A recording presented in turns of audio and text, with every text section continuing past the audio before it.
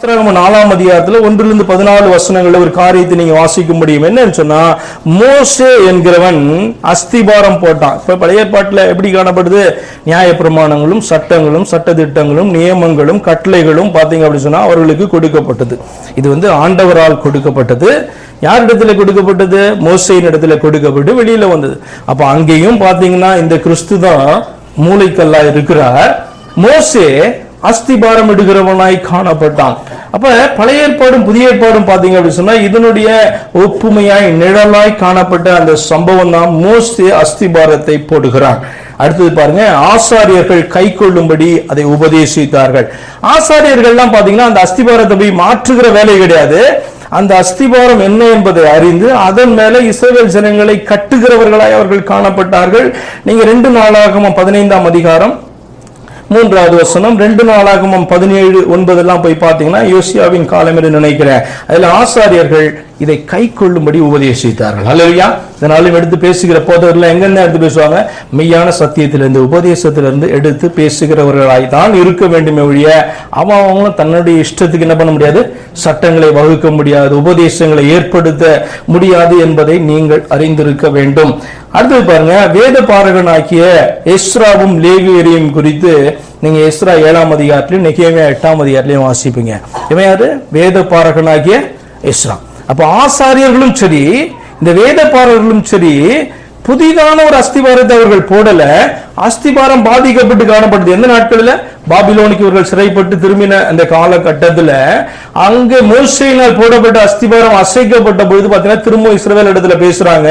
அவர்கள் சத்தியத்தை சொல்லி அந்த அஸ்திபாரத்துக்குள்ள திரும்பவும் அவர்களை உறுதிப்படுத்துகிறத நீங்க பார்ப்பீங்க. அதுதான் பார்த்தீங்கன்னா வேத பாரகன் செய்தான். மற்ற லேவியர் அதை செய்தார்கள். அதை அஸ்திபாரம் போடப்பட்டதை உறுதிப்படுத்தினார்கள் என்பதுதான் பழைய ஏற்பாட்டிலையும் சரி புதிய ஏற்பாட்டிலையும் காணப்படுகிற உண்மை. அப்ப திரும்ப வசனத்துக்கு வருவோம். ஸ்திரீகள் பேசக்கூடாது என்று பவுல் சொல்லவில்லை என்பதை நீங்க புரிந்து கொள்வீங்க. ஏன் அப்படின்னா, பவுல் பாத்தீங்கன்னா ஸ்திரீகளுக்கு அட்ரஸ் பண்ணுகிற அல்லது ஸ்திரீகளுக்கு எழுதுகிற 2 வசனங்களை உங்களுக்கு காண்பிக்கிறேன். தீத்து 2ஆம் அதிகாரம் 3-5 பாருங்க. தீத்து 2ஆம் அதிகாரம் 3-5 வரைக்கும் வாசிங்க. முதிர் வயதுள்ள ஸ்திரீகளும் அப்படியே பரிசுத்தத்துக்கு ஏற்ற விதமாய் நடக்கிறவர்களும் அவதூறு பண்ணாதவர்களும் மதுபானத்துக்கு அடிமைப்படாதவர்களுமாயிருக்கவும் தேவ வசனம் தூஷிக்கப்படாதபடிக்கு பாலிய ஸ்திரீகள் தங்கள் புருஷரிடத்திலும் தங்கள் பிள்ளைகளிடத்திலும் அன்புள்ளவர்களும் தெளிந்த புத்தி உள்ளவர்களும் கற்புள்ளவர்களும் வீட்டில் தரித்திருக்கிறவர்களும் நல்லவர்களும் தங்கள் புருஷருக்கு கீழ்ப்படுகிறவர்களுமாயிருக்கும்படி அவர்களுக்கு படிப்பிக்கத்தக்கதாக நற்காரியங்களை போதிக்கிறவர்களுமா இருக்கவும். படிப்பிக்கத்தக்கது அப்படின்னு சொன்னா என்ன அர்த்தம்னா, டீச் பண்ணணும், சொல்லிக் கொடுக்கணும், கீழ்ப்படிய வைக்கணும், அப்படி போதிக்கிறவர்களாய் அவர்கள் இருக்க வேண்டும் என்று சொல்லி பாத்தீங்கன்னா ஸ்திரீகளுக்கு அந்த பாத்தீங்கன்னா அதை அட்ரஸ் பண்ணி எழுதுறார். தீத்துக்கு பல காரியங்களை எழுதுறார். அப்ப ஸ்திரீகள் எப்படி இருக்க வேண்டும் என்பதற்கு பாத்தீங்கன்னா முதிர் வயதுள்ள ஸ்திரீகள், பாலிய ஸ்திரீகள், முதிர் வயதுள்ள புருஷர்கள், பாலிய புருஷர்கள் சொல்லி எல்லாருக்கும் அட்ரஸ் பண்றாரு. அப்ப ஸ்திரீகளுக்கு சொல்லும் பொழுது அவர்கள் போதிக்கிறவர்களா இருக்க வேண்டும், மற்றவர்களுக்கு கற்றுக் கொடுக்கணும். முக்கியமா பர்டிகுலரா பாலிய ஸ்திரீகள் எப்படி எல்லாம் நடந்துக்கணும்னு சொல்லிக் கொடுக்கணும், பிள்ளைகள் எப்படி நடந்துக்கணும்னு சொல்லிக் கொடுக்கணும். அவர்கள் டீச் பண்ணுகிறவர்களாய் இருக்க வேண்டும் என்று சொல்லி ஆலோசனை கொடுக்கிற பவுல் இன்னொரு இடத்துல அவர்கள் என்ன பண்ணக்கூடாது? உபதேசம் பண்ணக்கூடாது என்று அவர் சொல்ல மாட்டார். அப்ப உபதேசம் என்று இந்த இடத்துல சொல்வது ஒரு குறிப்பிட்ட காரியத்தை அது குறிக்குது. அதே மாதிரி அப்போஸ்தலர் 18ஆம் அதிகாரத்தில் நீங்க ஒரு காரியத்தை வாசிப்பீங்க. என்ன அப்படின்னு சொன்னா, பிரிசில்லாள் ஆக்கில்லாள் என்கிறதான ஒரு கப்புள்ஸ், புருஷன் மனைவி. அதில் பார்த்தீங்கன்னா மனைவியுடைய பெயர் முன்பாக போட்டிருக்கோம். அது ஆச்சரியம், வித்தியாசம் அப்படின்னு அப்படியே சில இடத்துல காணப்படும். பிரிசில்லாள் ஆக்கில்லாள் பிரிசில்லா சொல்லப்பட்டிருக்காரு. அப்போ அந்த இடத்துல பார்த்தீங்க அப்படின்னு சொன்னா அவள் வேதம் முக்கியப்படுத்தி அவளை காண்பிக்கிறது. ஆச்சரியமான ஒரு காரியம் என்னவென்று சொன்னால், அப்போலோ என்கிறதான ஒரு தேவ ஊழியன் அந்த நாட்களில் தேவனை குறித்து அவன் அறிவித்துக் கொண்டிருக்கிற நாட்கள்ல அவனை கூப்பிட்டு பிரிசில்லாவும் ஆக்கில்லாவும் பாத்தீங்கன்னா அவனுக்கு தேவனுடைய காரியங்களை இன்னும் விவரமாய் சொல்லி கொடுத்தாங்க. அதாவது ஒரு பாஸ்டருக்கு ஒரு போதிச்சா ஒரு ஸ்திரீ என்று சொல்லிதான் அந்த இடத்துல காணப்படுது. இவன் புதிதான ஒரு காரியத்தை போதிக்கல, நியூ டாக்டரினை கொண்டு வரல. என்னதான் பண்ணா, பிரிசில்லாவும் ஆக்கில்லாலும் பவுலிடத்துல அவர்கள் கற்றுக்கொண்டார்கள். கற்றுக்கொண்டதை என்ன பண்ணாங்க? இன்னொருவனுக்கு சொல்லி கொடுத்தாங்க. அதாவது ரிசீவ் பண்றது, ரிசீவ் பண்ணி அதை ஏற்றுக்கொள்றது, சத்தியத்தை புரிந்து கொள்றது, புரிந்து கொண்டு மற்றவர்களுக்கு சொல்லிக் கொடுக்குது. வித்தியாசம் நல்லா கவனிங்க. ஏற்றுக்கொண்டு அதை மற்றவர்களுக்கு சத்தியம் என்று அறிந்த பிறகு சொல்லிக் கொடுப்பது வேறு, அதே நேரத்துல புதிதான ஒரு காரியத்தை ஃபவுண்டேஷனாய் போடுகிறது வேற. நல்லா புரிந்துக்கணும். Established doctrines. இப்ப நம்முடைய சபையில நம்ம பாத்தீங்கன்னா பல சீர்திருத்துகிற காரியங்களை நம்ம பண்ணி கொண்டிருக்கிறோம். உங்களுக்கு தெரியும். ஆக்சுவலா இதெல்லாம் எரர்ஸ் பல காரியங்களை எக்ஸ்போஸ் பண்ணி காண்பிக்கிறோம். வேதத்தினுடைய அடிப்படையில ஆதி திருச்சபையில் இப்படிதான் இருந்ததுன்னு சொல்லி பல காரியங்களை சொல்லி கொடுக்கிறோம். சரியா? அப்ப இதெல்லாம் பாத்தீங்கன்னா ரிசீவ் பண்ணிட்டு இதெல்லாம் சத்தியமா இருக்கும் என்று சொன்னால் அதை எடுத்து எஸ்டாப்ளிஷ் பண்ணதான அந்த அடிப்படையின் பெயரில் என்ன பண்ணலாம்? பிரசங்கம் பண்ணலாம், சொல்லி கொடுக்கலாம். இது ஆண்களுக்கும் சரி ஸ்திரீகளுக்கும் சரி அனுமதிக்கப்பட்டதான ஒரு காரியமா இருக்குது. ஆனால் அதே நேரத்தில் பாத்தீங்க அப்படின்னு சொன்னா நான் சீர் செய்கிறேன் என்று சொல்லி பாத்தீங்கன்னா நீங்க செய்யும் பொழுது, ஆரம்பிக்கும் பொழுது அது என்னவாய் மாறும் அப்படின்னு சொன்னா, நீங்க ஃபவுண்டேஷனை நீங்க திரும்ப எஸ்டாப்ளிஷ் பண்ணுகிறபடினால அது பிரச்சனை. என்ன பிரச்சனை?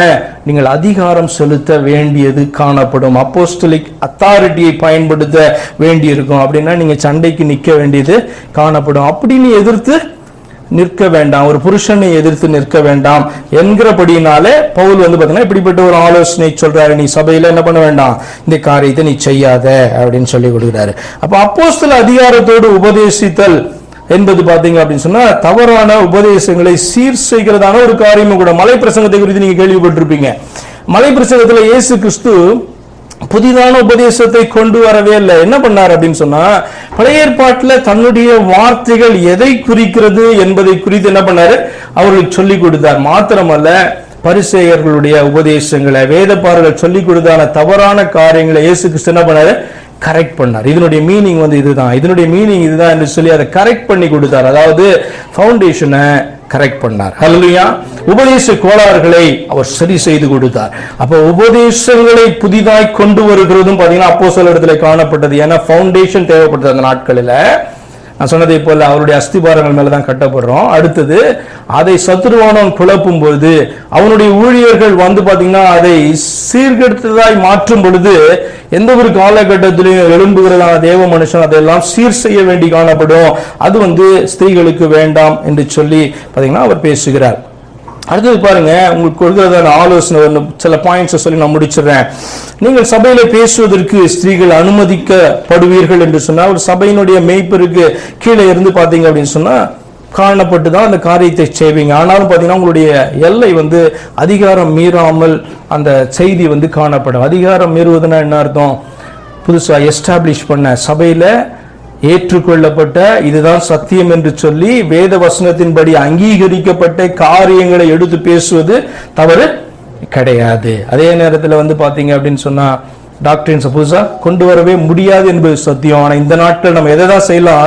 ராங் டாக்டரின்ஸை எக்ஸ்போஸ் பண்ணி நம்ம என்ன பண்ண முடியும்? அதை காண்பிக்க முடியும்.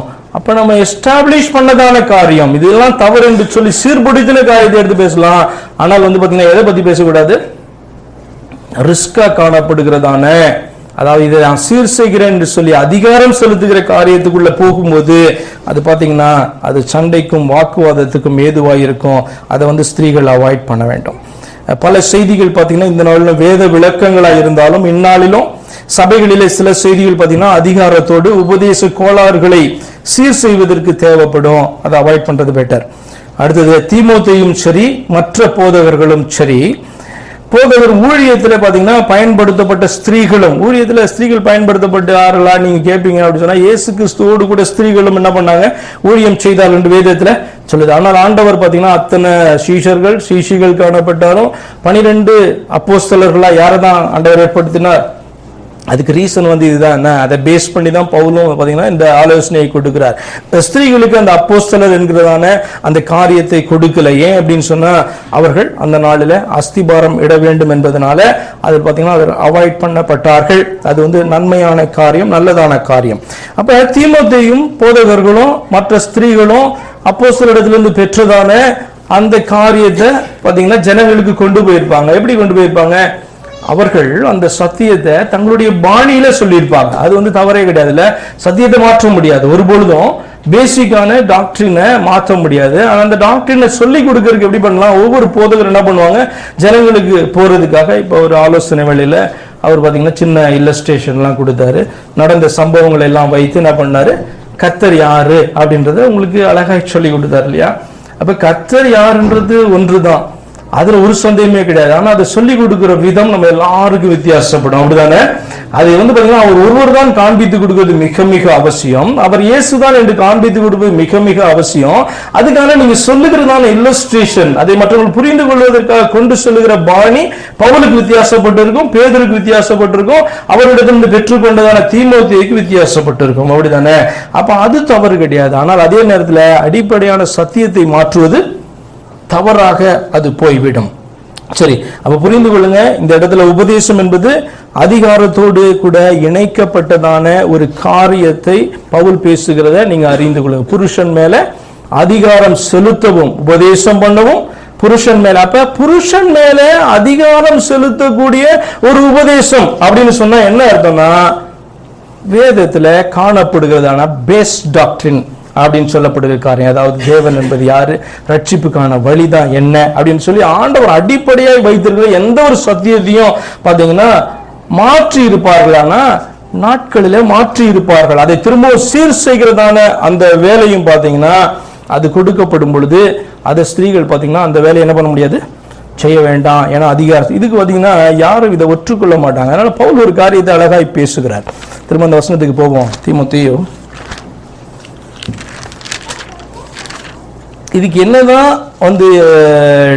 டெஃபினிஷனை கொடுத்தாலும், என்னதான் பவுல் பெரிய ஒரு போதகராக இருந்தாலும், அப்போஸ்தலராக இருந்தாலும், அதிகாரம் பெற்றவராக இருந்தாலும், பவுல் சொன்னா ஒத்துக்கொள்ளாதவர்கள் அந்த நாளிலும் இருப்பாங்க. இதை நான் எக்ஸ்பிளைன் பண்ணி சொன்னாலும் ஒத்துக்கொள்ளாதவர்கள் இந்த நாளிலும் இருப்பாங்க. ஏன்னா அவர்களுக்குள்ள எதுதான் உண்மைன்னு போதிக்கப்பட்டதோ அதுதான் எடுப்பாங்க. பவுல் அதுக்கு என்ன ஒரு காரியத்தை சொல்றாரு தெரியுமா? வேற எந்த ரீசனுமே சொல்லல. அவர் சொல்றாரு 13ஆம் வசனம், எண்ணத்தினாலெனில் முதலாவது ஆதாம் உருவாக்கப்படும். ஏன் அப்போஸ்தலரா ஏன் பெண்களை ஆண்டவர் ஏற்படுத்தக்கூடாது? அப்போஸ்தலரா பெண்கள் ஏன் ஃபைட் பண்ணக்கூடாது? பெண்களால சண்டையெல்லாம் போட தெரியும், ஃபைட் எல்லாம் பண்ண தெரியும் அவர்களுக்கு. அவர்கள் அப்போஸ்தலரா ஏற்படுத்தினா வல்லமையா அவர்களால் செயல்பட முடியும். ஏனென்று சொன்னால் அவர்களும் ஆண்களை போலவே வரங்களை பெற்றவர்கள். அவர்களுக்கு முன்பாக ஆண்டவருக்கு முன்பாக ஆண் என்றும் பெண் என்றும். நம்முடைய ஆத்மாவில் வித்தியாசமே கிடையாது, ஆனால் நம்முடைய சரீர படைப்புல வித்தியாசம் உண்டு. பவுல் என்ன சொல்றாருன்னா, முதலாவது ஆதாம் உருவாக்கப்பட்டான், பின்பு ஏவாள். ஏன் என்றால், ஏன் இந்த காரியத்தை நான் சொல்றேன்னா, முதலாவது ஆதாம் உண்டாக்கப்பட்டான், பின்பு ஏவாள். உன்னுடைய படைப்பு இப்படி காணப்படுது, அதனால நான் இப்படி சொல்றேன்னு சொல்றாரு ஒழிய இவன் பெரியவன் அவள் சிறியவள் என்கிற அர்த்தத்துல கிடையாது. அப்படி ஆத்மாவில வித்தியாசம், சரீரத்துல வித்தியாசம் உண்டு. ஒருவேளை இன்னைக்கு சிலர்லாம் சொல்லலாம், இதெல்லாம் பாத்தீங்கன்னா கொரிந்தியர் நிருபம்லாம் எழுதுறது அந்த நாட்கள்ல, இந்த நாட்களுக்கு கிடையாது. தீமோத்தேயுக்கு எழுதுறது 2000 வருஷத்துக்கு. நான் ஒரு கேள்வி கேட்கிறேன், ஆதாம் உண்டாக்கப்பட்டதுல இருந்து ஆம்பளைங்க எத்தனை பேரும் ஆதாம போலதான், அப்படிதானே? ஏவாள் உண்டாக்கப்பட்டதுல அத்தனை ஸ்திரீகள் ஏவாளை போலதான். அப்படி சரீரத்தில் பெரிய மாற்றம் எல்லாம் உண்டாயிருக்குதா? வேற மாதிரி ஆயிட்டாங்களா? 3 கை வந்துருச்சா? கிடையாது இல்ல. அப்ப நல்லா கவனிங்க, வேத வசனம்ன்றது ஜீவன் உள்ளதாய் அந்த நாளிலிருந்து அப்படியே தான் காணப்படுது. சத்தியம் என்பது ஒரு நாளும் அது மாறுவதில்லை. அதை சொல்லிக் கொடுக்கிற ஜனங்கள் தான் பாத்தீங்க அப்படின்னு சொன்னா, இயேசு சொல்லிக் கொடுக்கும் போது அந்த நாட்களில் காணப்பட்டதான அந்த ஓமைகள் அவளுக்கு புரிகிற மாதிரி காரியங்களை வைத்து பேசினார். இன்னைக்கு சொல்லிக் கொடுக்கும் பொழுது பாத்தீங்க அப்படின்னு சொன்னா, இங்கு நம்ம அறிந்திருக்கிற காரியங்களை வைத்து அதே சத்தியத்தை நம்ம விளக்குறோமே ஒழிய சத்தியம் ஒருபொழுதும் அதுதான் பாத்தீங்கன்னா பேஸாய் காணப்படுது. அதாவது டாக்டரின் அல்லது சபை எழும்புகிற அந்த உபதேசம் என்று சொல்லுவது பாத்தீங்கன்னா இந்த நாளிலே போடப்படுகிற காரியம் அல்ல. இயேசு கிறிஸ்துவும் அப்போஸ்தலர்களும் 2000 வருஷத்துக்கு முன்பாய் போட்டதான அஸ்திபாரத்தின் மேலதான் இந்த நாளிலும் சபை கட்டி கொண்டு வரப்படுகிறது. அதுல மாற்றம் இருக்கும் என்று சொன்னதான் திரும்ப நம்ம பண்றோம், அஸ்திபாரத்தை கொஞ்சம் செக் பண்ணு, உன்னுடைய நம்பிக்கையை செக் பண்ணு, உன்னுடைய விசுவாசத்தை செக் பண்ணு, நீ யாரை கர்த்தர்னு சொல்றன்றதை செக் பண்ணு, நீ இயேசுன்னு யாரை சொல்றன்றதை செக் பண்ணு, வேத வசனத்தை பாடி என்று சொல்லி நம்ம என்ன பண்றோம், மூளைக்கல்லாகிய கிறிஸ்துவனிடத்திலே திருப்பி அவருடைய அஸ்திபாரத்தை சரி செய்கிறோம். ஏனென்று சொன்னால் அது சரியா இல்லைன்னா எங்க கொண்டு போய் விட்டுறோம், அது எது மேலேயோ கட்டிட்டு இருப்பான், பெருசா வளர்ந்திருப்பான், ஊழியம் பெருசாய் காணப்படும், வார்த்தை ஜாலங்கள் எல்லாம் பெரிதாய் காணப்படும், நம்பிக்கையெல்லாம் பெருசா காணப்படும். ஆனா கடைசியிலயோ பரலோகத்துக்கு போய் சேர முடியாத காரியமாய் இருக்கும். மத்திய 7ஆம் அதிகாரத்தில் ஆண்டவர் தெளிவாய் சொல்லுகிறார், கட்டி இருப்பான், பெருவெள்ள வரும்பொழுது பாத்தீங்கன்னா கண்மலையின் மேலே கட்டப்படாத அத்தனையும் இடிக்கப்பட்டு போகும், அது அழிந்து போகும் என்று சொல்லி ஊமையாய் பேசுகிறார். அப்ப எதை தான் செக் பண்ணணும் இந்த நாட்களில்? நான் பெருசா வளர்ந்துட்டேன், எனக்கு எல்லாம் தெரியும், என்னுடைய விசுவாசம் பெரிது என்பதை காட்டில் உன் விசுவாசம் எதன் மேல் கட்டப்படுது, உன்னுடைய விசுவாசம் யார் மேல காணப்படுது, உன்னுடைய வாழ்க்கை எதை பார்த்து இதனால ஓடிக்கொண்டிருக்கிறது என்று சொல்லி நம்ம ஆராய்ந்து பார்ப்போம் என்று சொன்னால் நம்மை சரி செய்து கொள்ளுகிறவர்களாய் மாறுவோம். கர்த்தர் தாமே உங்களை ஆசீர்வதிப்பாராக. ஆமென்.